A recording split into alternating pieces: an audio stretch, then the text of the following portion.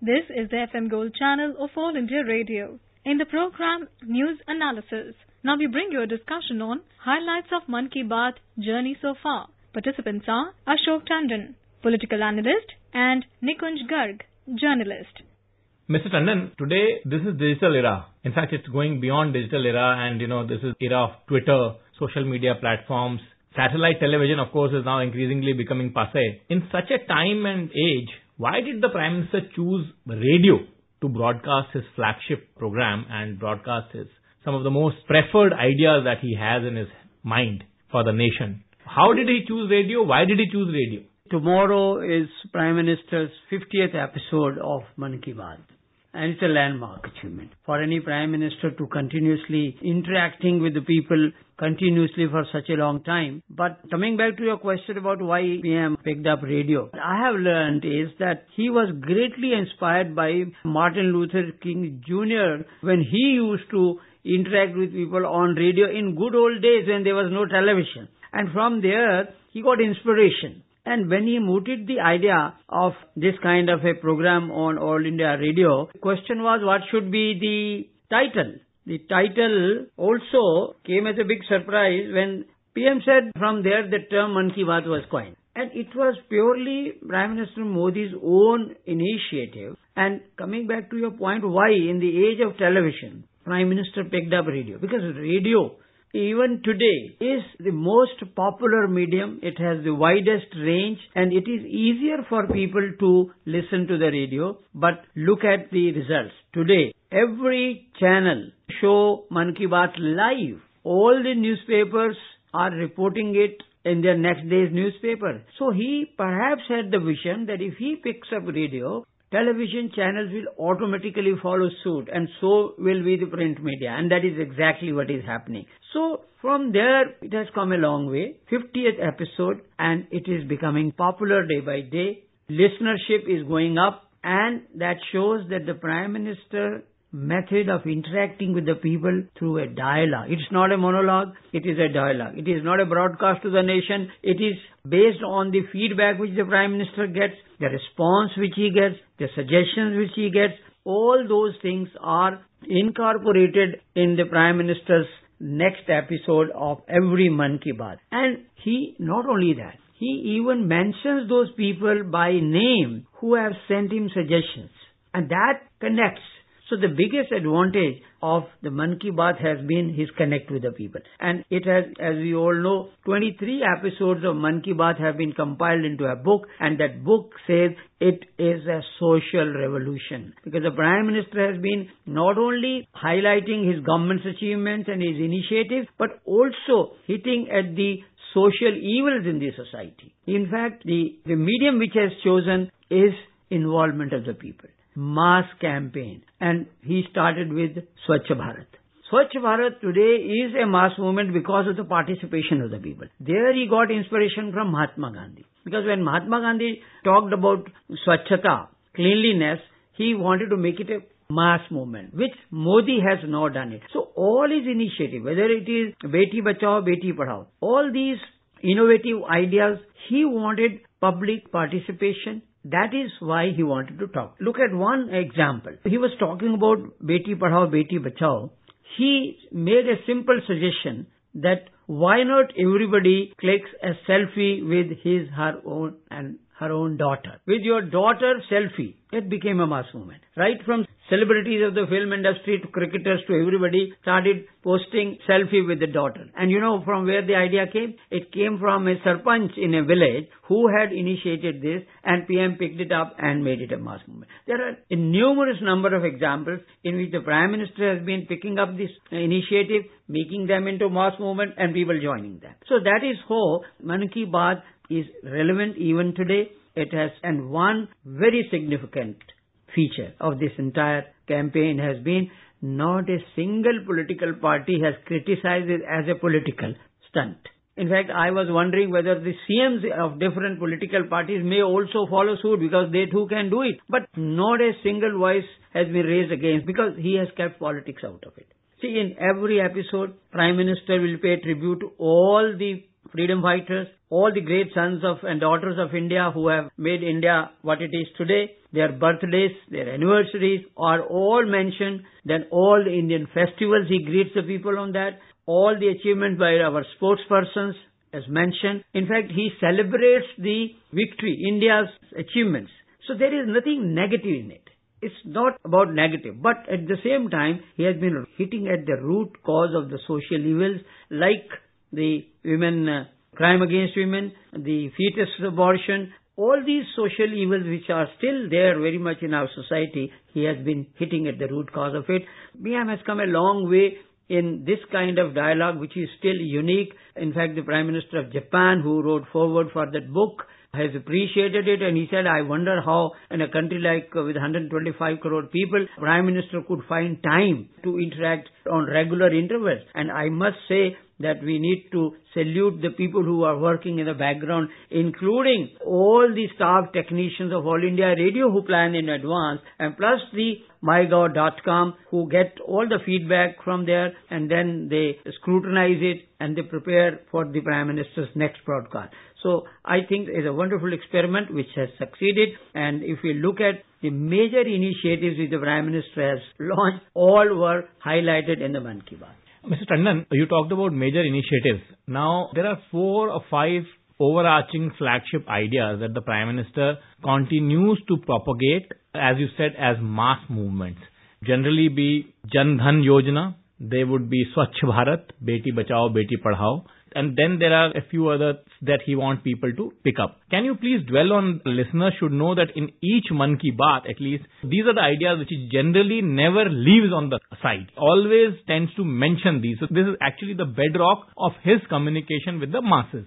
When we are talking about the Jan Dhan Yojana, on the 27th of August 2017, the Prime Minister said he feels a great sense of fulfillment, that within 3 years, the last man on the fringes of society has become a part of the country's mainstream economy. People started going to the bank and saving their money. It's a great achievement. In fact, when reacting on that on a AIR talk, the MOS Finance Chief Prasad Shukla said over 32 crore Jan Dhan accounts have been opened so far, in which 87,000 crore rupees were deposited. You can imagine. So it was one aspect. And the Prime Minister still considers Jan Dhan Yojana to be one of the flagship initiatives of his government. Apart from Swachh Bharat, which has now gone right up to and then the toilets. All these campaigns, Ayushman Bharat. On 25th of March this year, the Prime Minister spoke about Ayushman Bharat, when he said that India took a giant leap towards providing accessible and affordable health care to the common man with the launch of the Ayushman Bharat. So you can go ahead, and there is no dearth of initiatives which he has in fact propagated and highlighted. Idea behind the whole thing was to make all these initiatives as mass movements, participation by the people. Because nothing can succeed without the participation of the people. And we know today, especially the Swachh Bharat Abhiyan is a mass movement. The whole world is watching India. So I think we can safely say that Mann Ki Baat, in fact, Mudra Yojana. 29th of November 2015, he talked about Mudra Yojana, which he said is encouraging small entrepreneurs by creating avenues for earning and empowerment. So in that context, again, his MOS Finance said over 12 crore people have availed the loan under the Mudra scheme. In the 34th episode of Mann Ki Baat, Prime Minister and former US President Barack Obama jointly, can you imagine, jointly address the nation and share their thoughts on different issues.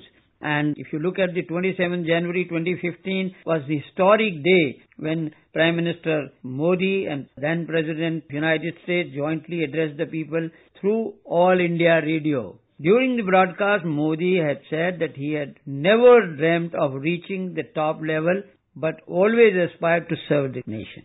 So you can imagine, Barack Obama said, he feels that governments and leaders cannot simply govern or rule by a top-down strategy. Rather, they have to reach out to people in an inclusive and transparent way. That means he is also endorsing that it has to be a dialogue with the people, and then the initiatives have to be made mass movements through the participation of the people. Look at the great convergence which we see between Prime Minister Modi and the then President Barack Obama, Prime Minister of Japan. The whole world is really still wondering how could this kind of an initiative on radio could be such a success.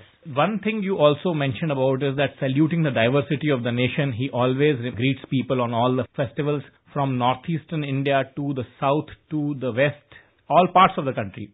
He'll greet about each festival, each season, highlighting to the people in various parts of the country that people from northeast and people from Kashmir and people from south of India and people from across the Vindhyas are all Indian citizens, and they are all part of a united country, and therefore one festival and one country and one place and one region is a festival of the entire country. And when the Prime Minister mentions it, highlights the fact week after week, month after month, year after year, the fact which is most crucial to the idea of India, the unity in diversity. See, not only that, there are many great sons of India, daughters of India, whom Prime Minister periodically mentioned in Mann Ki Baat. People have not even heard about them because justice has not been done to them in the history since independence. And in that context, Subhash Chandra Bose and his Azad Hind Fauj, and then Dr. Ambedkar, you name people who were not actually given due place in the history of independent India. Not only that, in fact, in one of his Mann Ki Baat, the Prime Minister went to the extent of remembering the contribution of the non-Congress, non-BJP leaders like Dr. Ram Manohar Lohia, Chaudhry Devilal, Chaudhry Charan Singh. People normally will not expect it. And when he talks about Sardar Patel, when he talks about Madan Mohan Malviya, when he talks about Ambedkar, when he talks about Subhash Chandra Bose, and that is why the whole program has never been criticized on political consideration. So therefore, cutting across party lines, so younger generation have not even heard of those names. Dr. Visvesvaraya, the great engineer of this country. So who would tell the new generation about the great sons of India? The Prime Minister did it in Mann Ki Baat. Mr. Tandon, the program will come to an end, but before it comes to an end, I want you to elucidate on two aspects. One is Khelo India, Yoga Divas. The revival of yoga is also Prime Minister's single most outstanding contribution to the entire nation and actually the entire global committee of nations, and also Khelo India, which is completely sports driven, and he never forgets to pay tributes to the sports persons across the country for their achievements and laurels that they bring to the country. You're right. Putting yoga on the global map is a great achievement for the whole country.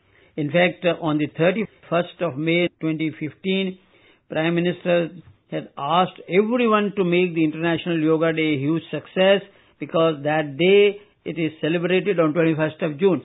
So in advance, the Prime Minister would remind the countrymen such and such festival is coming, such and such day is coming.